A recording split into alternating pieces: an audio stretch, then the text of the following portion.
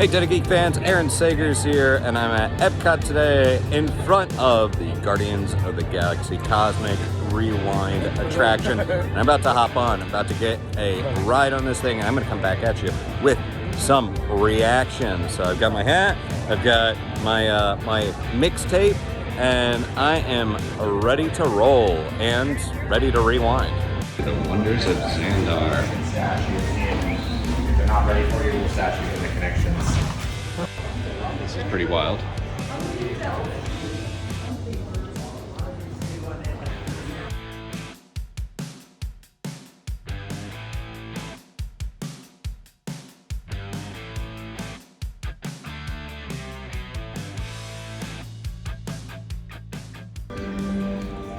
Greetings, Terrans. I am Nova Prime Irani Rayan.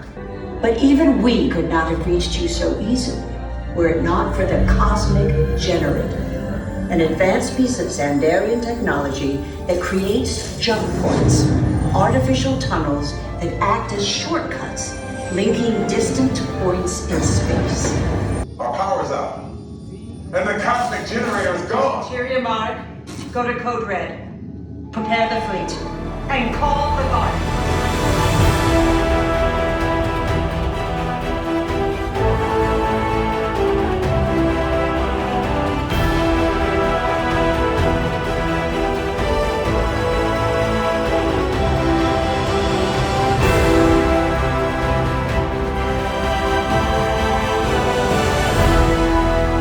I have literal tears streaming down my face after riding the Cosmic Rewind. That was freaking awesome and intense. I was in the front row. Pretty mind-blowing. It's like an unhinged space mountain on steroids. And I'm gonna go ride it again, I think. So this time I sat in the back row. Still very intense. Different song this time. It was Disco Inferno, and this time it was Gloria Stefan. So, and I noticed a couple of little differences as far as the exit message from the Guardians. It was fast. It was fast. It was fun. It was immersive. It's like the screens are all around you, so it's easy to like lose sense of place. I love the feeling of floating through space, and I got a little bit more of the dialogue between the Guardians as we approached the Big Bang. We traveled into the Big Bang. We then traveled towards the dawn of the Milky Way, and I heard Drax comment about milk gives him gas. I liked Gamora's line that, all right, we got to get these guys back to Epcot instead of Epcot. That was pretty good. Yeah, more dialogue this time that I was picking up on, which is fun because it does definitely sound like the Guardians that we know. The song on this one was Flock of Seagulls. I ran so far away. Again, I've got the tears. I was back in the front row for this. I think the front row is my favorite.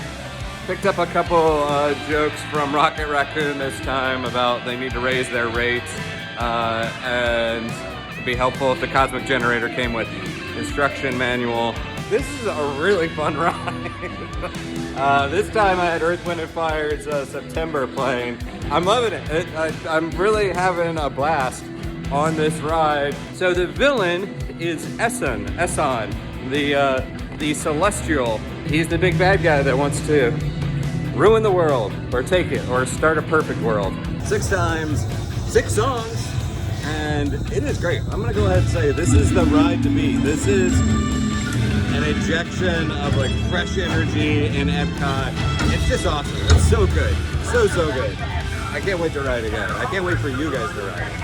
Okay, Den of Geek fans, I'm here with Scott Drake, and he's a creative executive of the Guardians IP within the parks, right? Yeah. So, well, first off, Scott, where are we right now? Where are we talking? We're right here in the pre-show in the gallery of Xandar, and what's great about this is where we learn about who Xandar is, the people, the culture, their design. We're looking at Xandar right there, in fact, right? It's amazing to be able to present this how only the Xandar would, including the protectors of Xandar, the Nova Corps, the heroes of Xandar, and that's where we get to meet the Guardians of the Galaxy, all within this gallery as part of our pre-show.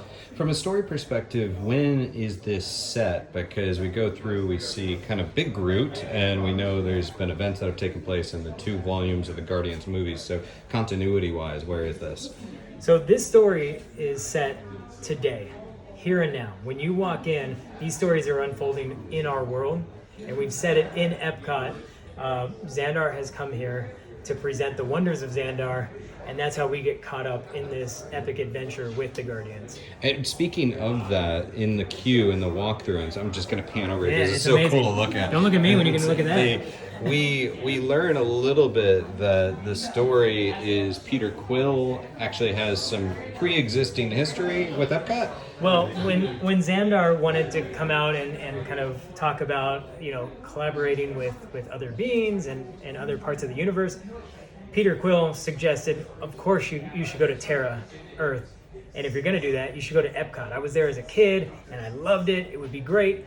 And we have some really fun Easter eggs in our queue where Peter Quill actually tells those stories about what he remembers and why he can't wait to get back and ride Horizons and hear Veggie Fruit and all these fun nods to the Epcot of before. So this is kind of like an extension of like sort of like a pavilion where we are learning a little bit about the Xandarian culture as well as Terra culture. Absolutely. This is an otherworld showcase, and for the first time taking an alien sharing model, literally, where they're sharing not only their culture, their technology, but how we're all alike and how we're all born of the same stardust, and that is kind of all the story links that end up unfolding once you get on this attraction. Well, and just design-wise, like even looking at the floor, I'm seeing things that kind of remind me of retro Epcot. Talk a little bit about the aesthetics of this, how you're kind of presenting this futuristic, but also playing to Epcot's past. Yeah. Well, what's great, and especially when you see the film, when you see Xandar, I think, and there was a lot of references to Epcot when you see how they laid out Xandar in this futuristic city with these white buildings and flowing waterways, and it's amazing how we have that as our inspiration to deliver Xandar back here at Epcot. So when they're coming here, it was all of our design decisions were based on having this very Epcot-like presentation of this alien race, but doing it in ways that pushed our tools and technologies to say, we're delivering this only how the Xandars would. So it's not just monitors, it's multi-dimensional screens and projected models and all these incredible illusions for how they would present their information back to us. Okay, and what's your favorite Easter egg? I love all the ways that we kind of dovetail in nods to Epcot within, and especially when Peter Quill explains all of his memories. It's something that I think everyone should come and experience, especially Epcot fans that remember everything that had been here before. Those are all of Peter Quill's same memories. Right on. All right, Scott Drake, thank you so much for your time today. Thanks. Thank you. Longtime visionary Walt Disney had a similar goal in mind with his early concepts for the experimental prototype Community of Tomorrow. We are gratified that he and you appreciate the value. When it comes to feeding our population, our vast agricultural farms are a true wonder.